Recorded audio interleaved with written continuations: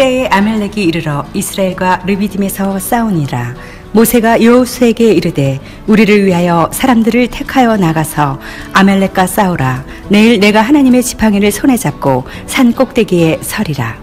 여호수아가 모세의 말대로 행하여 아멜렉과 싸우고 모세와 아론은 홀은 산 꼭대기에 올라가서 모세가 손을 들면 이스라엘이 이기고 손을 내리면 아멜렉이 이기더니 모세의 팔이 피곤함에 그들이 돌을 가져다가 모세의 아래에 놓아 그로 그 위에 앉게 하고 아론과 홀이 하나는 이 편에서 하나는 저 편에서 모세의 손을 붙들어 올렸더니 그 손이 해가 지도록 내려오지 아니한지라. 여호수아가 칼날로 아멜렉과 그 백성을 쳐서 파하니라. 여호와께서 모세에게 이르시되 이것을 책에 기록하여 기념하게 하고 여호수아의 귀에 외워 들리라. 내가 아멜렉을 도말하여 천하에서 기억함이 없게 하리라. 모세가 단을 쌓고 그 이름을 여호와 니시라 하고 가로되 여호와께서 맹세하시기를 여호와가 아멜렉으로 더불어 대대로 싸우리라 하셨다 하였더라. 오늘 10월 9일인가 하시죠? 네. 그래서 한국에 계셨더라고 한다면 오늘 한글날인 것으로 기억됩니다. 여러분, 우리가 성경을 펼 때마다 감사한 것은 이 책을 글로 문자로 기록해 주셔서 우리가 한글이기 때문에 이 성경을 읽을 수 있다는 게 이게 얼마나 감사한지 모르겠어요. 우리가 말은 있지만 글이 없다고 한다면 우리가 하나님의 계시의 말씀, 하나님의 자신을 드러내신 이 자기 계시의 그 내용들을 우리가 알 수가 없을 거 아니에요. 그리고 금방은 내가 계시를 받아서 안다 하더라도 당대에는 안다 할지라도 후대에는 전해줄 수가 없을 거 아니에요. 그러므로 하나님이 기막힌 방법으로 문자라고 하는 방법을 통해서 당신의 계시를 허락해 주신 큰 뜻이 있는 것 같아요. 여러분, 우리가 성경을 펼칠 때마다 그러므로 문자로 기록되었기 때문에 그 속에는 문법도 있고 표현 기교도 있고 문체도 있고 그런 어떤 수사법도 있고 이런 것들을 연구해야 되고, 문자로 기록되었으니까 그 단어 하나의 그 어원적인 뜻도 파악하고 그렇게 해서 성경을 더 깊이 더 알아가게 되는 것 아닌가. 여러분, 부랴부랴라는 말 있죠. 부랴부랴. 근데 만약에 외국분들이 이제 한국에 와서 한국말을 배워가지고 성경을 봤는데 만약에 부랴부랴 이런 말이 있다면 이게 무슨 뜻인지 잘 모를 거 아니에요. 근데 사실은 그 어원이 부랴부랴해서 온 말이래요.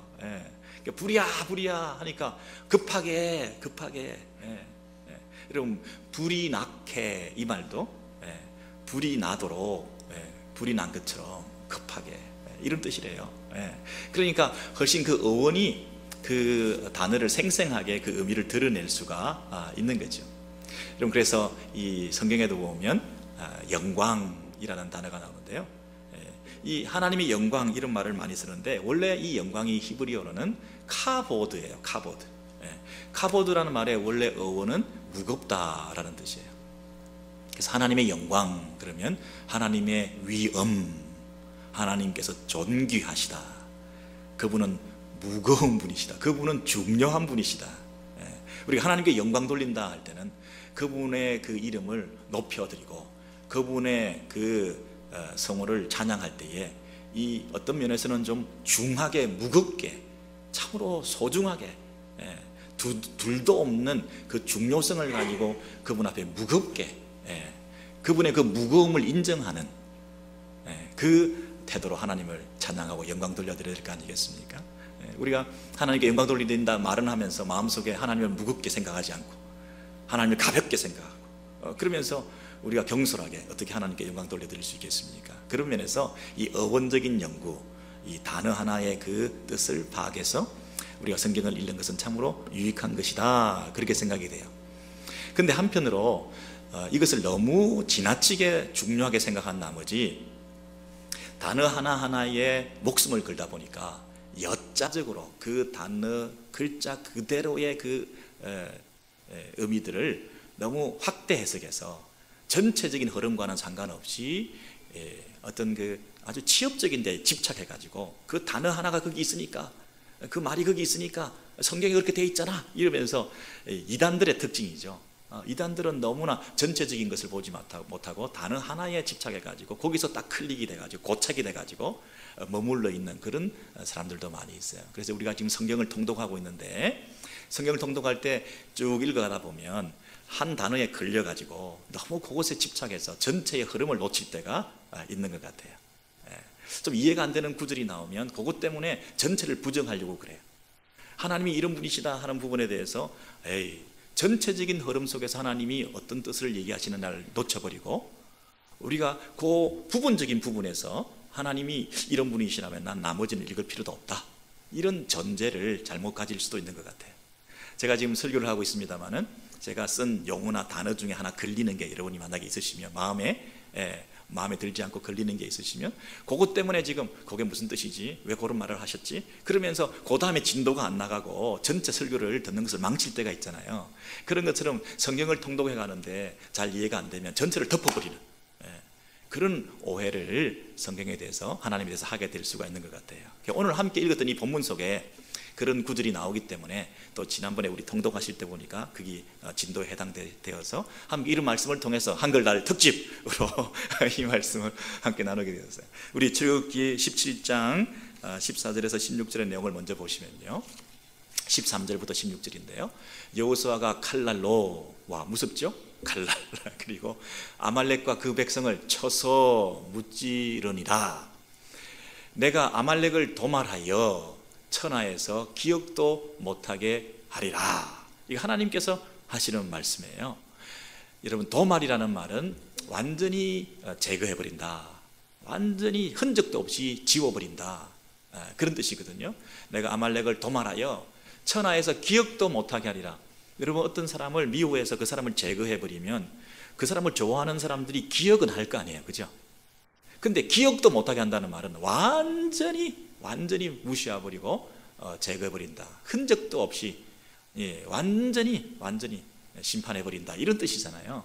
기억도 못하게 한다, 이건 너무 심한 경고의 말씀 같지 않습니까? 여호와께서 거기다가 맹세까지 하시는 거 있죠. 맹세. 야, 하나님이 맹세를 하신대요. 맹세는 내용이 뭐냐 하면, 여호와가 아말렉과 더불어 대대로 싸우겠다. 아니, 당대도 아니고요, 조금 잘못했는데요, 그걸 가지고 대대로 두고 내가 씹겠다 하시는 거예요. 뒤끝 장렬이죠. 완전히 끝까지 내가 너를 용서하지 않겠다. 아니, 하나님이 뭐 이런 분이 다 계세요. 거기다가 이 아말렉은 뭘 그렇게 잘못했길래 상대적으로 이스라엘은 너무 편애하고, 그리고 아말렉은 그렇게까지 미워하신 이유가 뭐라고 생각하십니까, 여러분? 하나님은 이렇게 조금 잘못한 것에 대해서 과잉 반응을 보이시는 분이신가? 너무 잔인하신 분이신가? 두고 나무라고 옛 얘기 꺼내서 또 씹고, 과거 얘기 또 끄집어내가지고 또 책망하시고, 이런 분이신가? 이 하나님의 잔인성과 야만성을 어떻게 설명할 수 있겠어요? 그리고 유독 아말렉한테만 그렇게 고집스럽게 완고하게 특정 한 나라를 향하여 이런 적개심과 증오심을 계속 가지고 있는 이런 하나님이 과연 사랑의 하나님과 이게 매치가 잘 되는가요? 여러분, 그래서 제가 불신자라면 이 출애굽기까지 읽고 17장 13절 이하에 딱 읽다 보면 뭐 이래 하고 덮을 뻔 하겠어요, 그죠? 여기 나와 있는 이 단어, 칼날, 도말, 기억도 못하게 한다, 맹세한다, 대대로 싸운다, 이런 표현들은 참 우리로 하여금 시험 들기 딱 좋게 만들어요. 세상 사람들은 이 호재를 만난 거죠. 야, 니들이 믿는 기독교 뭐 그 하나님이 그런 거냐? 야, 뭐 그래? 우리는 또 어때요? 속으로 뭐 아닌 것 같기도 하고 긴 것 같기도 하고, 그냥 그런 말 들으면 막 몰라 이러면서 그냥 우리도 해결이 안 된 채로 그냥 넘어갈 때도 많이 있잖아요. 그래서 오늘 이 말씀을 통해서 우리가 좀 전체적인 맥락을 짚어보는 그런 기회가 되었으면 좋겠어요. 우리 시편에 보시면, 성경은 성경으로 풀어야 되니까 이런 출애굽기에 있는 이런 이해되지 않는 부분들을 다른 성경에서는 뭐라고 설명을 하고 있는지 참고로 우리 보시면요, 주의 원수들이 주의 백성을 치려하여 그랬습니다. 세상에 있는 많은 대적들이, 원수들이 누구를?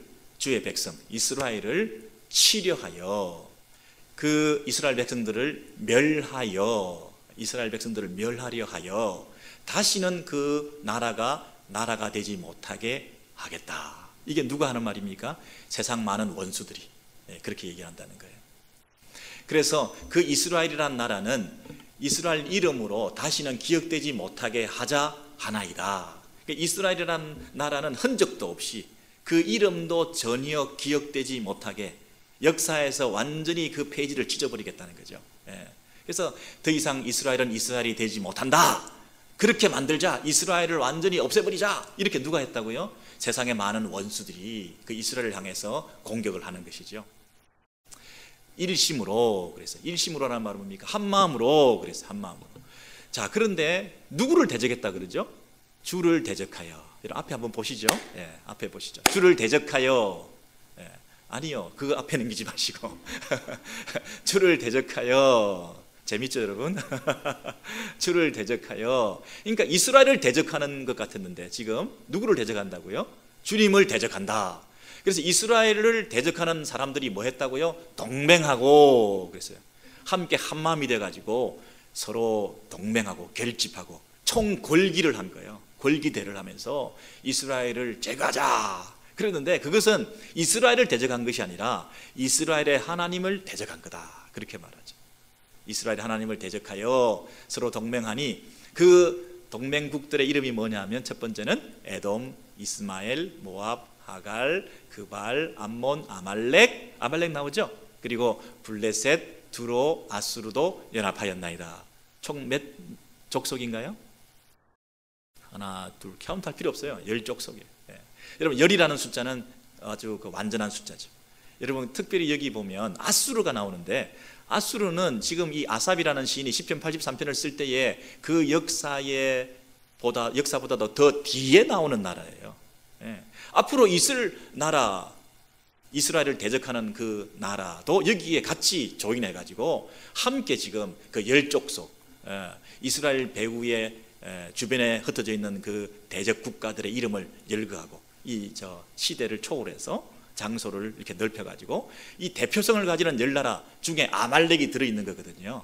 그러니까 이 족속이라고 하는 것은 특정한 한 족속이라기보다는 이 10족속이 온 세상 열방을, 하나님을 대적하는, 이스라엘의 그 진행을 가로막는, 하나님의 나라를 방해하는 세력들을 칭해서 하는 말들이겠죠. 이들이 뭐라고 얘기를 하냐면, 우리가 하나님의 목장을 우리 소유로 취하자. 하나님께서 목자가 되시고 이스라엘이 양떼잖아요. 양떼들을 이끌고 오시는 그 하나님의 목장에 이들이 들어가서 우리의 소유로 취하자. 양떼들을 다 죽이자. 하나님의 목장을 쑥밭으로 만들자. 이렇게 말을 하는 거죠.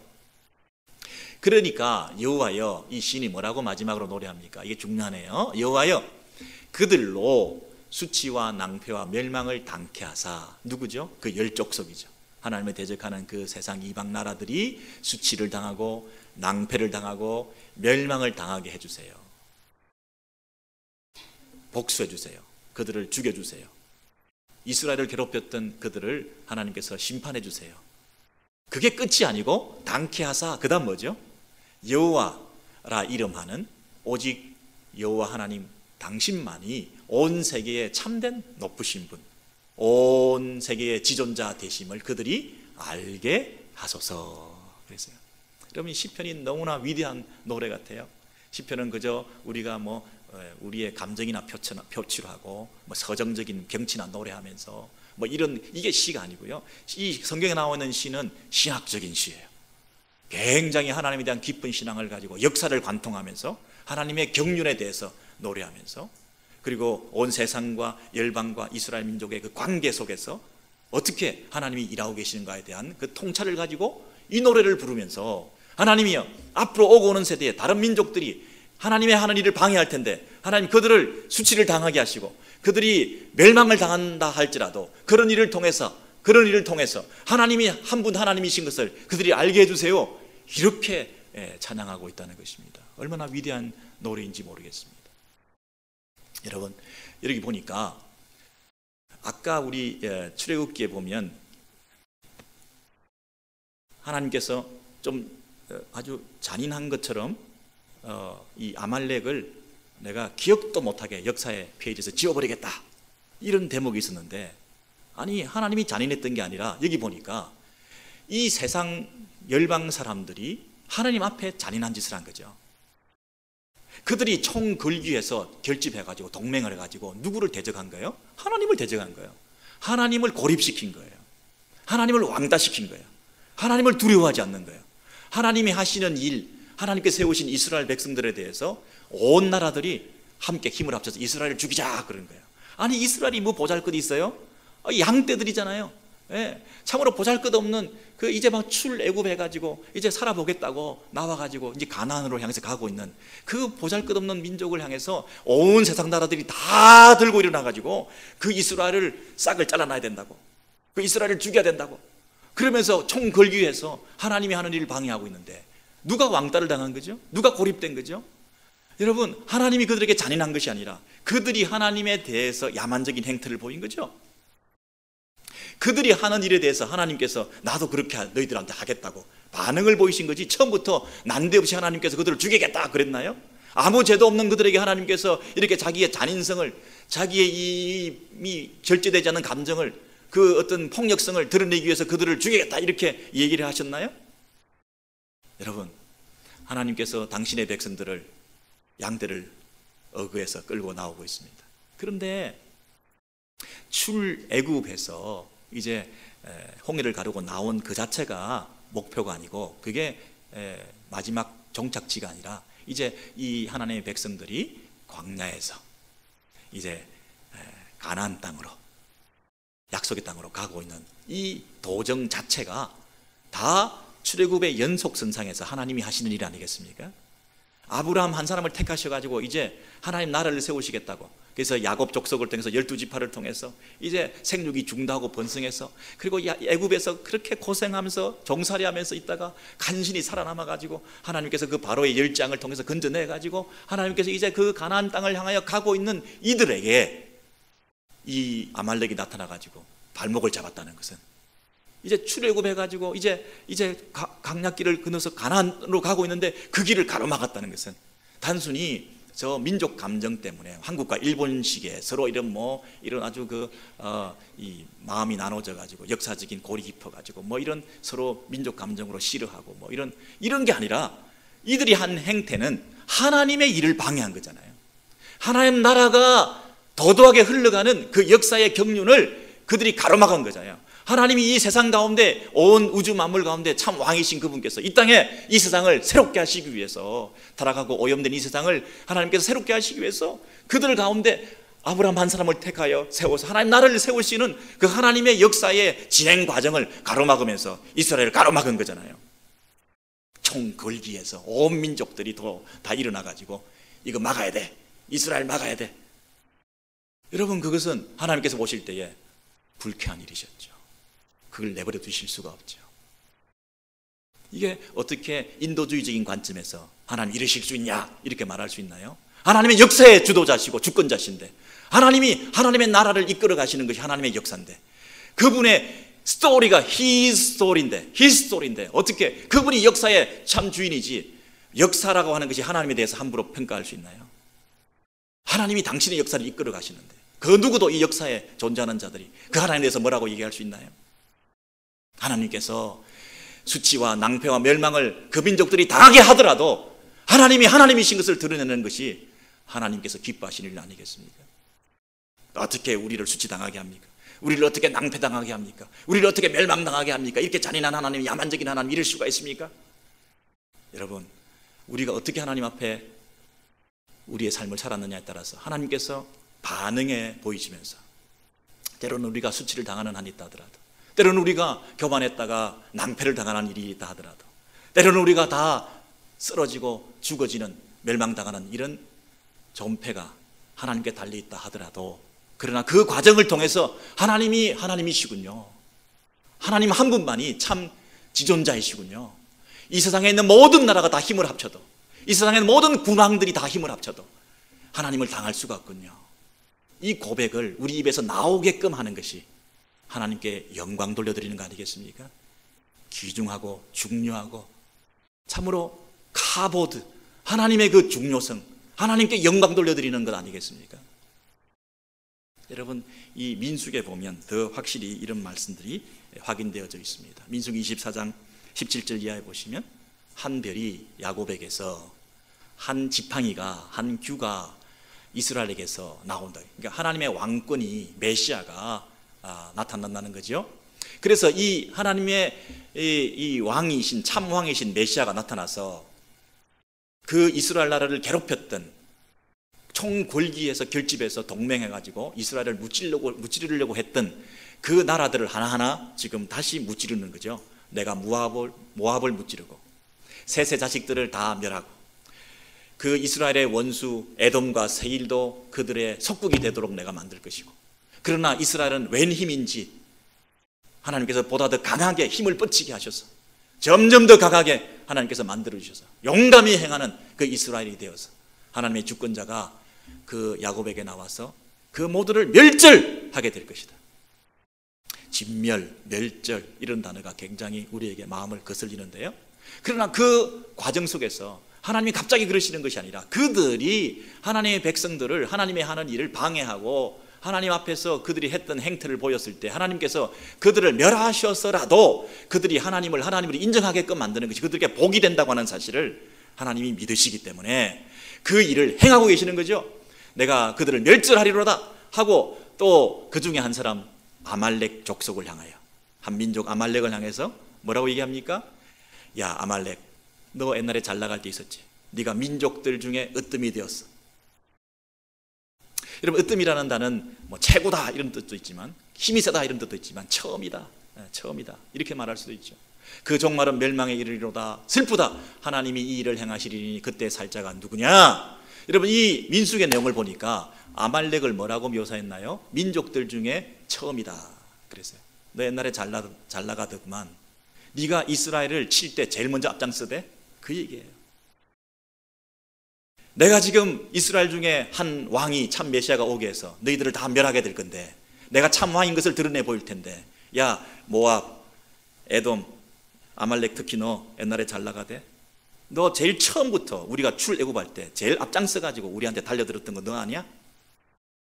그렇게 말씀하시는 거잖아요. 그러니까 아말렉 한 족속만, 특정 한 민족에 대해서 적개심을 가지고 너 죽이겠다고 달려드는 것이 하나님이 아니라 온 열방 중에서 아말렉, 너 옛날에 너도 그 중에 한 놈이잖아.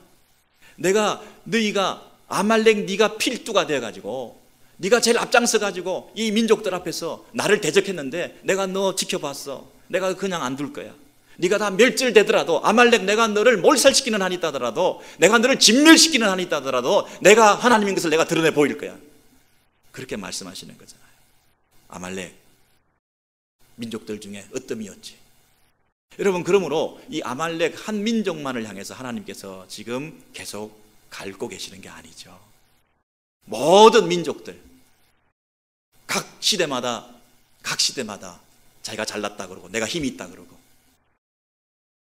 하나님 앞에서 자기의 힘 자랑을 하던 그 사람과 민족을 향해서, 나라를 향해서 하나님께서 나도 힘 자랑 좀 하자 이렇게 말씀하시는 거죠. 내 민족 이스라엘이 힘이 좀 셀걸 이렇게 말씀하시는 거죠. 그 이스라엘 가운데서 한 왕이 나올 텐데 이 왕은 너희들이 감당하기 어려울걸. 여러분, 이것은 한 시대의 역사에 있었던 전쟁이 아니라 오고 오는 세대에, 앞으로 있게 될 하나님 앞에서의 세상 모든 열방들이 그 하나님 앞에서 어떤 태도를 취해야 될 것인가를 깨닫게 해주는 귀한 말씀이죠. 여러분, 이 사실을 우리는 처음부터 알았어야 되는데, 눈치를 챘어야 되는데 우리가 성경을 쉽게 읽다 보니까 그걸 놓치고 말았는데요. 출애굽기 17장에 다시 돌아가셔서 13절부터 16절에 이런 말씀이 있죠. 여호수아가 아말렉과 그 백성을 쳐서 무찌르니라. 여러분, 아말렉을 무찌르고 난 다음에 이스라엘이 해야 될 일이 있었는데, 그게 뭐냐면 여호와께서 모세를 불러다가 모세에게 이르시되 이것을 책에 기록하여 기념하게 하고 누구에게다가? 여호수아의 귀에 외워 들리게 하라. 그렇게 말씀하셨어요. 이게 굉장히 중요한 말씀이네요. 여러분, 모세가 중보자로서 이스라엘 백성들과 아말렉의 전쟁에서 하나님을 신뢰하고 믿는, 하나님만 의지하는 믿음으로 손을 들고 있었을 때 이 여호수아가 전쟁에서 승리하는 그런 경험을, 귀한 체험을 하게 되지 않았습니까?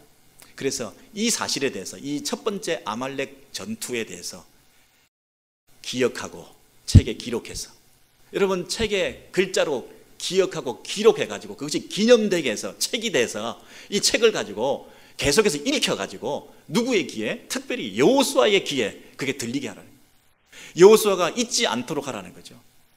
여호수아가 앞으로 치러야 될 전쟁이 있는데, 앞으로 여호수아가 가나안 정복 전쟁을 펼치게 될 텐데, 앞으로 있게 되는 모든 전쟁의 서막은 이 아말렉 전투 아니냐. 이 아말렉 전투가 하나의 리허설이 되는 거다. 영어 표현을 보세요. 리허설이라 그랬잖아요. 이 전쟁이 하나의 시연이 되어가지고, 예행 연습이 돼가지고, 이것이 하나의 원칙이 돼가지고, 이 전쟁을 샘플로 삼아서 이 전쟁의 승패의 원리가 어디에 있는지를 알게 되어서 그대로 네가 믿음을 표현하고 이 전쟁을 그대로 재현하면 너희들에게 내가 너와 함께 할 것이라는 거죠. 이 아말렉에서 승리케 하신 그 하나님이 앞으로 너희들 가운데, 자녀들 가운데, 후대 가운데도 동일하게 함께 하실 것이라는 거죠. 이게 여러분, 전쟁이라고 하는 것이 하나님의 전쟁이고, 이 전쟁은 당대만 아니라 그때그때 바뀌는 게 아니라 앞으로 오고 오는 모든 세대에 하나님의 전쟁에 있어서 지켜야 될 바른 원칙이라는 거 아니겠습니까? 여호수아가 앞으로 창세기, 출애굽기, 레위기, 민수기, 신명기, 여호수아 한참 뒤에 나올 인물 아닙니까? 여호수아가 가나안에 들어가서 정복 전쟁을 펼쳐야 되는 위대한 장수로서 미리 준비되어지면서 모세가 해야 될 일은 뭐였습니까? 여호수아를 불러서, 야, 오늘 아말렉 전투 치렀지. 이 전투를 통해서 네가 배운 게 뭐니? 우리 기억하자, 기념하자, 기록하자. 우리가 한 건 아무것도 없잖아. 하나님이 신뢰한 것밖에 없잖아. 손 들고 하나님 의지한 것밖에 없잖아. 그랬더니 하나님 우리에게 승리 줬잖아. 우리를 성공케 하셨잖아. 우리의 인생 가운데 행복을 주셨잖아. 우리가 참된 행복과 위로와 성공과 우리에게 있는 가장 기쁨의 원천은 우리 하나님이신데, 우리가 이거 놓치면 다 죽는 거야. 아말렉이 우리를 쳐서 공격한다 할지라도, 온 세상 열방이 결집해서 골기해서 우리를 공격한다 할지라도, 양떼에 불과한 보잘것없는 이스라엘 백성들을 그들이 총칼을 가지고 와서 우리를 공격한다 할지라도, 그러나 우리가 하나님 한 분을 높여드리면 하나님께서 우리를 붙잡아 주실 거야. 우리를 인도해 주실 거야. 기록해, 기념해, 읽어, 계속 읽어, 외워.